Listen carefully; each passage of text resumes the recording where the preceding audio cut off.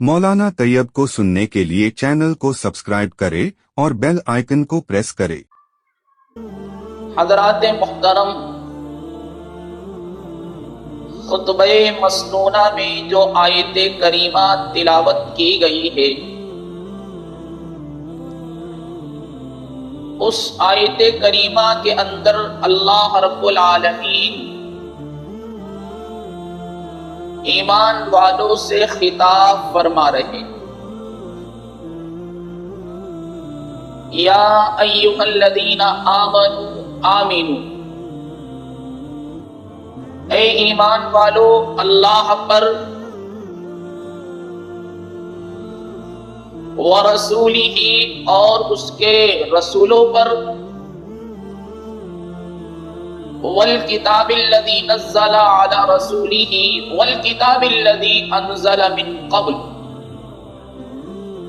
और जो किताब उसने अपने पैगंबर पर नाजिल की है और जो किताबें उससे पहले नाजिल की थी, सब पर ईमान लाओ। वमन यकफुर बिल्लाहि व मलाइकतिहि व कुतुबिहि व रुसुलिहि वल यौमिल आखिर, और जो शख्स अल्लाह और उसके फरिश्तों और उसकी किताबों और उसके रसूलों और क़यामत के दिन से इनकार करे, फ़क़द ज़ल्ल ज़लालन बईदा, वो सीधे रास्ते से भटक कर दूर जा पड़े। अल्लाह तबारक व तआला ने इस आयत करीमा के अंदर ईमान वालों से ये तकाज़ा और ईमान वालों के सामने ये मुतालबा रखा है कि ऐ ईमान वालों, आमनु आमीनु, कि तुम ईमान लाओ। अब सवाल ये पैदा होता है कि ईमान वाला तो पहले से साहिबे ईमान है, उससे ईमान लाने का तकाज़ा क्यों किया जा रहा है? तो मुफस्सिरीन ने उसका जवाब ये दिया है कि अल्लाह तबारक व तआला ने इस आयत करीमा के जरिए ईमान वालों को ये पैगाम दिया है कि ऐ ईमान वालों, तुम ईमान पर साबित कदम रहो, उस पर जमे रहो। ईमान पर साबित कदम रहने के लिए, उस पर जमे रहने के लिए अकीदे का होना बहुत जरूरी है। अब सवाल ये पैदा होता है कि अकीदा किसे कहते हैं? तो उसका आसान सा जवाब यह है कि दिल की गहराई से जो बात तस्लीम की जाती है उसे अकीदा कहते हैं। आप देखिए कि जब अल्लाह के पाक पैगंबर जनाब रसूलुल्लाह सल्लल्लाहु अलैहि वसल्लम को अल्लाह ने नबी बनाया, तो नबूवत के मिल जाने के बाद आप सल्लल्लाहु अलैहि वसल्लम 13 साल तक मक्कतुल मुकर्रमा में रहे, और आप सल्लल्लाहु अलैहि वसल्लम मक्की जिंदगी में अल्लाह के बंदों तक वहदानियत का पैगाम पहुंचाते रहे। जिन लोगों ने कलिमा तौहीद ला इलाहा इल्लल्लाह पढ़कर अपने आप को हल्क़े इस्लाम में दाखिल कर लिया, आप सल्लल्लाहु अलैहि वसल्लम उनके अकीदों की इस्लाह करते रहे और उनके दिलो दिमाग में ये बात बिठाते रहे कि ऐ लोगों, अल्लाह एक है, अल्लाह कादिर मुतलक है, अल्लाह जैसा कोई नहीं है, अल्लाह मुश्किल कुशा है, अल्लाह हाजत रवा है, अल्लाह बिगड़ी बनाने वाला है, अल्लाह तमाम जरूरतों की तकमील फरमाने वाला। कुरान करीम के अंदर आप देखिए 114 सूरतें हैं। 114 सूरतों में 86 सूरतें ऐसी हैं जो मक्की सूरतें कहलाती हैं। इन मक्की सूरतों की जब आप तिलावत करेंगे और इनको समझ कर पढ़ेंगे तो आपके सामने रोज़े रोशन की तरह ये बात आया हो जाएगी कि अल्लाह रब्बुल आलमीन ने मक्की सूरतों के अंदर बुनियादी तौर पर 3 चीजों पर बहुत जोर दिया है। کہیں فرمایا وَإِلَٰهُكُمْ إِلَٰهٌ وَاحِدٌ، اے لوگوں سنو، کان کھول کر سنو، اللہ ایک ہے، اللہ کے سوا کوئی عبادت و بندگی کے لائق نہیں ہے۔ اور کہیں فرمایا کہ محمد صلی اللہ علیہ وسلم اللہ کے آخری رسول ہیں، اور کہیں فرمایا کہ آخرت یقینی ہے، ایک دن آئے گا جب یہ دنیا فنائیت کے گھاٹ اتار دی جائے گی، جتنی بھی مخلوقات ہے سب فنا ہو جائے گی۔ قرآن کہتا ہے کل من علیہا فان وَيَبْقَى وَجْهُ رَبِّكَ ذُو الْجَلَالِ وَالْإِكْرَامِ، اللہ کے سوا کوئی باقی نہیں رہے گا۔ سورج بے نور ہو جائے گا، چاند بے نور ہو جائے گا، ستاروں کی روشنی ماند پڑ جائے گی، ندی نالے پیڑ پودے سب بنا کر دیے جائیں گے، صرف اللہ کی ذات باقی رہے گی۔ تو مکی سورتوں کے اندر اللہ تعالیٰ نے بنیادی طور پر تین باتوں کا تذکرہ کیا ہے، وحدانیت کا تذکرہ کیا ہے، رسالت کا تذکرہ کیا ہے، اور آخرت کا تذکرہ کیا۔ آپ صلی اللہ علیہ وسلم 13 سال تک مکی زندگی میں صحابہ کی ذہن سازی کرتے رہے، اور ان کے دل و دماغ میں یہ بات بٹھاتے رہے کہ حالات بنتے بگڑتے رہیں گے لیکن اللہ کی ذات باقی رہے گی، یہ تمہارا عقیدہ ہونا چاہیے۔ اللہ قادر مطلق ہے، یہ تم کو مان کر جینا ہے، اللہ ہی حاجت روا اور مشکل کشا ہے، اسے تمہیں گاٹھ باندھ کر رکھنا چاہیے۔ اور جب عقیدوں کی اصلاح ہو گئی، صحابہ کا عقیدہ درست ہو گیا، ان کے دل و دماغ میں اللہ تبارک و تعالیٰ کے پاک پیغمبر جناب رسول اللہ صلی اللہ علیہ وسلم نے یہ بات بٹھا دی کہ اللہ ہی قادر مطلق ہے، بنانے والی ذات بھی خدا کی ہے، بگاڑنے والی ذات بھی خدا کی ہے۔ تو پھر اس کے بعد اللہ تعالیٰ کی طرف سے جو حکم بھی نازل ہوا، صحابہ کے لیے اس پر عمل کرنا آسان سے آسان تر ہو گیا۔ 13 سال کے بعد اللہ تعالیٰ کی طرف سے حکم نازل ہوتا ہے کہ مکے سے مدینہ چلے جاؤ۔ آپ صلی اللہ علیہ وسلم گئے، صحابہ گئے، سب کچھ چھوڑ کر چلے گئے، جانے میں کوئی گھبراہٹ محسوس نہیں کی۔ کیوں؟ اس لیے کہ ان کے دل و دماغ میں یہ بات بیٹھ گئی تھی کہ اللہ ہی قادر مطلق ہے، اللہ ہی مشکل کشا اور حاجت روا ہے، اللہ ہی ہمارے نفع اور نقصان کا مالک ہے، اللہ ہی ہمارا محافظ اور مالک ہے۔ ہجرت کرنا صحابہ کرام رضوان اللہ تعالی علیہم اجمعین کے لیے آسان ہو گیا۔ آپ حضرات کو ایک سے زائد مرتبہ یہ بات بتائی گئی ہے کہ جب آپ صلی اللہ علیہ وسلم نبی بن کر اس دنیا میں تشریف لائے تو اس وقت پوری دنیا کے اندر کفر و شرک کا بول بالا تھا، ظلم و زیادتیاں عام تھی، شراب پینا، جوا کھیلنا، زنا کرنا، سودی لین دین اور اسی طریقے سے بے شمار برائیوں کے دنیا والے عادی بن چکے تھے۔ مدینہ پہنچنے کے بعد اللہ تبارک و تعالی نے حکم نازل فرمایا، یا ایھا الذین آمنوا انما الخمر والمیسر والانصاب والازلام رجس من عمل الشیطان فاجتنبوه لعلکم تفلحون، کہ اے ایمان والو شراب کا پینا حرام، جوئے کا کھیلنا حرام ہے، پاسے بازی اور پٹکے بازی کرنا حرام ہے، یہ سب شیطانی کام ہے، آپ ایمان والے ہو، آپ کو شیطانی کاموں سے دور رہنا چاہیے۔ آگے اللہ تعالیٰ فرماتے ہیں اور اگر تم ان شیطانی کاموں سے دور ہو جاؤ گے لعلکم تفلحون، امید ہے اس کی برکت سے اللہ تمہیں کامیابی عطا فرما دے۔ حدیث میں آتا ہے کہ ایک صحابی جو شراب کی تجارت کیا کرتے تھے، اپنی جمع پونجی لگا کر ملک شام سے شراب خرید کر لا رہے تھے، مدینہ المنورہ کے قریب پہنچے تو انہیں اطلاع ملی کہ اللہ تبارک و تعالیٰ نے شراب کی حرمت کا حکم نازل فرمایا۔ صحابی اپنی زندگی کی پوری جمع پونجی اس میں لگا چکے تھے، دوڑے ہوئے اللہ کے نبی صلی اللہ علیہ وسلم کی خدمت میں آئے اور کہنے لگے، یا رسول اللہ، میں نے سنا ہے اللہ نے شراب کی حرمت کا حکم نازل فرمایا۔ آپ صلی اللہ علیہ وسلم نے فرمایا، ہاں اللہ نے شراب حرام کر دی۔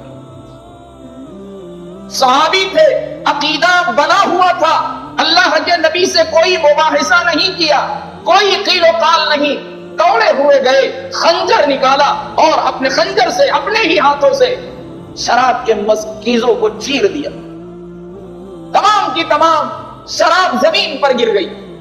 حضرت عائشہ صدیقہ رضی اللہ تعالی عنہا فرماتی ہیں کہ جب شراب کے حرمت کا حکم نازل ہوا تو مدینے کی گلیوں میں شراب اس طریقے سے بہ رہی تھی جیسے برسات میں پانی بہا کرتا ہے۔ تو یہ اسی وقت ممکن ہے جب آدمی کا عقیدہ بنا ہوا، اور اگر آدمی کا عقیدہ بنا ہوا نہیں ہے تو مال کی قربانی دینا تو دور کی بات ہے، ٹھنڈ کے موسم میں نماز کے اوقات میں گھر سے بستر سے اٹھ کر مسجد تک آنا مشکل ہو جاتا ہے۔ اللہ کے پاک پیغمبر جناب رسول اللہ صلی اللہ علیہ وسلم نے ارشاد فرمایا کہ 4 آدمی ایسے ہیں جن کے بارے میں اللہ نے اپنے اوپر یہ لازم کر لیا ہے کہ اللہ انہیں جنت میں داخل نہیں فرمائیں گے۔ صحابہ تڑپ گئے، پوچھا یا رسول اللہ وہ کون 4 لوگ ہیں جنہیں اللہ تبارک و تعالی جنت میں داخلہ نہیں دیں گے؟ اللہ کے پاک پیغمبر جناب رسول اللہ صلی اللہ علیہ وسلم نے ارشاد فرمایا ان میں سے پہلا آدمی شرابی۔ اگر کوئی صاحب ایمان کی حالت میں شراب پیتا ہے، اللہ کے نبی نے فرمایا شرابی جب شراب پیتا ہے وہ ایمان کی حالت میں نہیں رہتا۔ شرابی شراب پیتے وقت ایمان کی حالت میں نہیں رہے گا، اگر وہ اسی وقت مر گیا آپ خود فیصلہ کرو وہ جنت میں جائے گا یا دوزخ میں جائے گا۔ اسی طریقے سے اللہ کے نبی نے فرمایا دوسرا آدمی وہ ہے جو سود خوری کرتا ہے۔ قرآن کریم نے بڑے صاف لفظوں میں ایمان والوں سے کہا یا ایھا الذین آمنوا اتقوا اللہ وذروا ما بقی من الربا ان کنتم مؤمنین، اگر تم ایمان والے ہو تو سودی لین دین بند کر دو، کیونکہ جو سودی لین دین کرتا ہے اللہ کی نگاہ میں وہ مومن نہیں ہے۔ ایمان والوں سے تقاضا ہے یا ایھا الذین آمنوا اتقوا اللہ، اے ایمان والوں خدا کا خوف کھاؤ، وذروا ما بقی من الربا، اور جو وصولی تمہاری باقی رہ گئی ہے اسے بھی چھوڑ دو، ان کنتم مؤمنین، اگر تم ایمان والے۔ تو جو لوگ قرآن کریم کے ان احکامات کو، اللہ کے ان فرمودات کو سننے اور جاننے کے باوجود بھی سودی کاروبار کر رہے ہیں ان کو ہوش کے کان لینا چاہیے۔ اللہ نے سود خوروں سے یہ بات بھی ارشاد فرمائی ہے فَإِن لَّمْ تَفْعَلُوا فَأَذَنُوا بِحَرْبٍ مِّنَ اللَّهِ وَرَسُولِهِ، اے سود خورو اگر تم اپنی حرکت سے باز نہیں آؤ گے تو تمہیں اللہ اور اس کے رسول سے جنگ لڑنی پڑے گی۔ اتنی سخت وعید کے باوجود بھی آج امت مسلمہ کا ایک بڑا طبقہ ایسا ہے جو سودی لین دین کرتا ہے، سودی کاروبار کرتا ہے۔ اللہ کے پاک پیغمبر جناب رسول اللہ صلی اللہ علیہ وسلم نے ارشاد فرمایا سود کے 70 درجے ہیں، سود کے 70 درجے ہیں، ان میں سے سب سے کم درجہ یہ ہے کہ کوئی آدمی اپنی ماں سے نکاح کرے۔ اللہ نے 1-2 جگہ نہیں کئی جگہوں پر یہ بات ارشاد فرمائی ہے۔ زمانے جاہلیت کے اندر شراب پی جاتی تھی، زنا کیا جاتا تھا، سودی کاروبار بھی ہوا کرتا تھا، لیکن جب اللہ کے نبی نے مکہ المکرمہ میں 13 سال محنت کر کے صحابہ کا عقیدہ درست فرما دیا، جتنے بھی احکام نازل ہوئے تمام حکموں پر عمل کرنا ان کے لیے آسان ہو گیا۔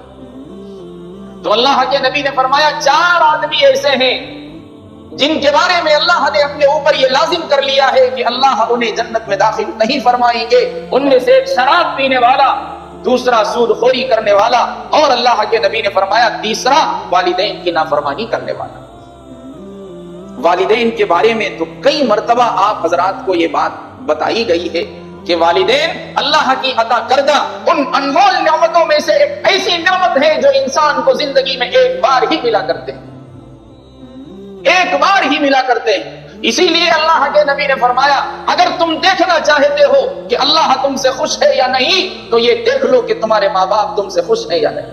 رضا الرب فی رضا الوالد وسخط الرب فی سخط الوالد، والدین کی رضامندی میں اللہ کی رضامندی ہے، والدین کی ناراضگی میں اللہ کی ناراضگی۔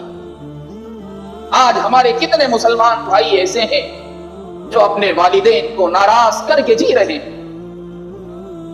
اسے آپ سعادت کا کام سمجھتے ہوں گے، لیکن اللہ کی قسم والدین کی نافرمانی کرنے والا، ان کے دلوں کو دکھانے والا کبھی سکھ چین کی زندگی نہیں جی سکتا ہے۔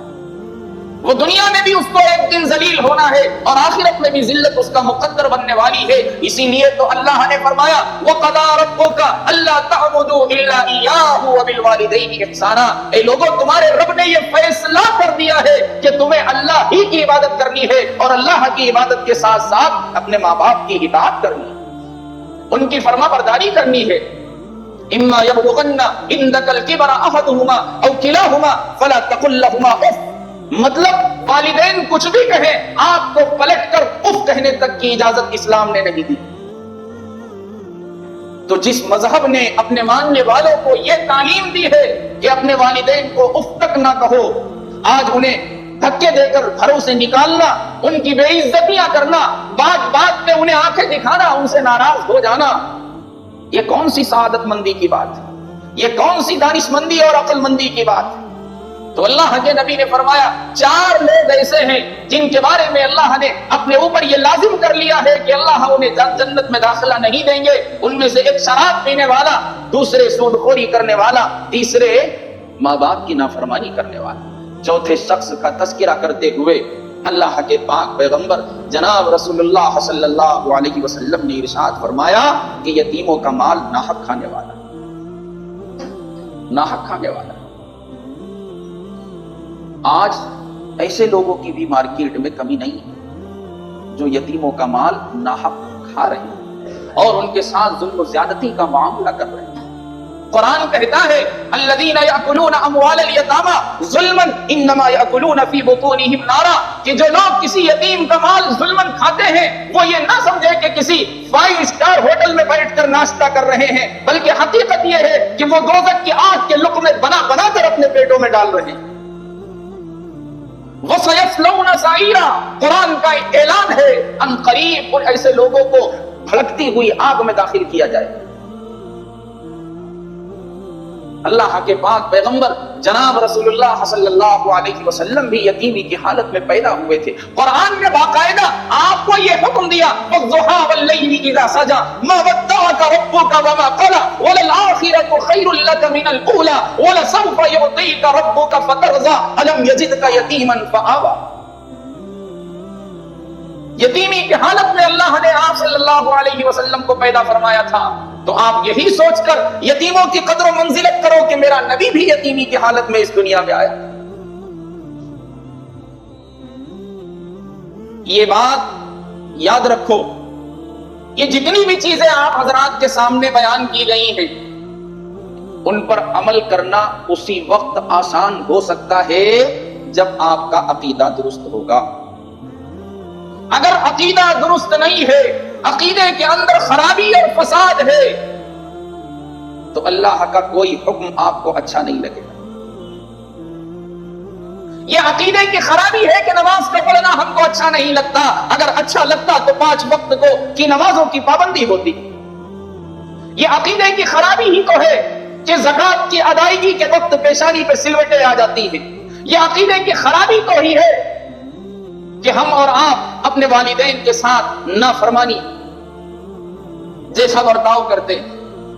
اگر ہمارا عقیدہ درست ہوتا، ہمارا ایمان بنا ہوا ہوتا، تو ہمارے لیے 5 وقت نماز پڑھنا کوئی مشکل نہیں تھا، رمضان المبارک کے مہینے کے روزے رکھنا کوئی مشکل نہیں تھا۔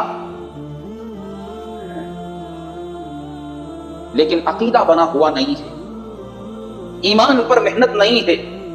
یہی وجہ ہے کہ دنیاوی کام کاج ہمارے لیے آسان ہے، دنیا بنانا ہمارے لیے آسان ہے، لیکن آخرت بنانا ہمارے اور آپ کے لیے کتنا مشکل ہو رہا۔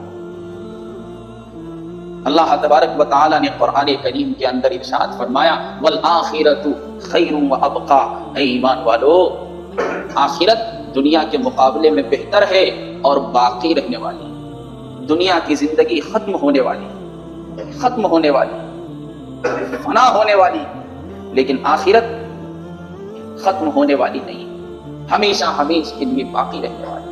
اور یہ بات بھی اللہ نے ارشاد فرمائی کہ آخرت میں جو اللہ کو عزیز، اس سے زیادہ عزت دار کوئی شخص نہیں، اور آخرت میں جو خدا کے سامنے ذلیل، اس سے زیادہ ذلت والا کوئی شخص نہیں۔ آج دنیا میں رسوا اور ذلت سے بچنے کے لیے ہم ہر ممکن کوشش کرتے ہیں، لیکن آخرت کی رسوائی سے بچنے کے لیے کیا کر رہے ہیں؟ حالانکہ دنیا میں دو چند 150 1000 2000 لوگوں کے سامنے ذلت و رسوائی ہوتی ہے، لیکن آخرت میں جو ذلت و رسوائی ہوگی اس وقت حضرت آدم علیہ نبینا وعلیہ الصلوۃ والتسلیم سے لے کر اس دنیا میں آنے والا آخری انسان سارے کے سارے حشر کے میدان میں اللہ رب العالمین کے سامنے جمع ہوں گے۔ اس وقت اللہ تبارک و تعالی نام کے ساتھ، ماں باپ کے نام کے ساتھ اعلان کروائیں گے کہ فلاں ابن فلاں نے دنیا کی زندگی میں اللہ کے اس حکم کی نافرمانی کی۔ تو اس وقت جو ذلت و رسوائی ہوگی، اب آپ کے دل و دماغ میں شاید یہ بات گردش کر رہی ہو کہ اتنا بڑا مجمع ہوگا، جو قریب قریب ہوں گے بس وہی لوگ ہمیں دیکھیں، باقی ہمیں کون دیکھے؟ ایسا نہیں۔ سورج دنیا کا ہر انسان دیکھ رہا ہے کہ نہیں دیکھ رہا؟ تو جب اللہ تبارک و تعالیٰ اس بات پر قادر ہے کہ یہ سورج دنیا کے ہر مخلوق کو، ہر انسان کو دکھا سکتے ہیں، تو کیا قیامت کے دن ہماری ذلت و رسوائی ہر ایک کے سامنے ظاہر نہیں کر سکتے؟ یقیناً کر سکتے۔ اسی لیے تو کہا جاتا ہے یہ شہادت گہے الفت میں قدم رکھنا ہے۔ لوگ آسان سمجھتے ہیں مسلمان ہونا۔ مسلمان ہونا صرف اس بات کا نام نہیں ہے کہ آپ جمعے کے دن نہا دھو کے اچھے کپڑے پہن کے مسجد میں چلے آؤ، 2 گانے کی ادائیگی کرو، گھر واپس چلے جاؤ۔ مسلمان ہونے کا مطلب یہ ہے کہ آپ کا عقیدہ درست ہونا چاہیے، آپ کے اخلاق کریمانہ ہونا چاہیے، آپ کی عبادات میں کوئی فالٹ نہیں ہونا چاہیے، آپ کی معاشرت بہتر سے بہتر ہونی چاہیے، آپ کے معاملات پاکیزہ ہونے چاہیے۔ ایک سوال آیا تھا، دیندار کسے کہتے ہیں؟ تو عام طور پر ہم اور آپ دیندار اس شخص کو سمجھتے ہیں جو 5 وقت کی نمازوں کی پابندی کرتا ہے،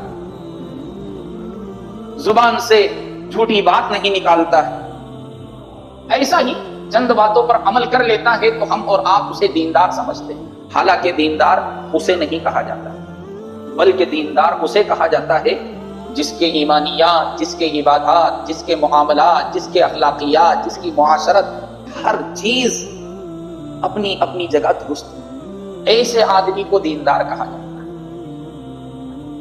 یہی چیز تو صحابہ میں پائی جاتی تھی، یہی چیز تو صحابہ میں پائی جاتی تھی۔ ہم ہوئے کہ تم ہوئے کہ میر ہوئے، اس کی زلفوں کے سب اسیر ہوئے۔ میں یہ نہیں کہتا کہ میں دیندار آدمی ہوں، میں یہ نہیں کہتا کہ میں صحابہ کی تمام صفتوں کو زندہ کرنے والا ہوں اور میں زندہ کر رہا ہوں، لیکن کوشش کرنا تو اپنا کام ہے، کوشش کرنا تو اپنا کام ہے۔ آج ہم وہ بھی تو کرنے کو تیار نہیں ہیں، وہ بھی تو کرنے کو تیار نہیں ہے۔ تو میں آپ حضرات کے سامنے یہ عرض کر رہا تھا، اللہ نے قرآن کریم کے اندر ارشاد فرمایا، یا ایھا الذین آمنوا آمنوا باللہ، اے ایمان والو ایمان لاؤ اللہ پر۔ 2 مرتبہ اللہ نے لفظ ایمان کا تذکرہ اس آیت کریمہ کے اندر کیا۔ 1 مرتبہ کہہ دیتے تو بھی کافی ہو جاتا، لیکن 2 مرتبہ کہا ہے۔ اس کا کیا مطلب؟ اس کا مطلب یہ ہے کہ آپ صاحب ایمان ہو، یہ سب کو معلوم ہے، لیکن آپ صاحب ایمان ہونے کے ساتھ ساتھ ایمان پر ثابت قدم ہو یا نہیں، یہ صرف اللہ کو معلوم، یہ صرف اللہ کو معلوم۔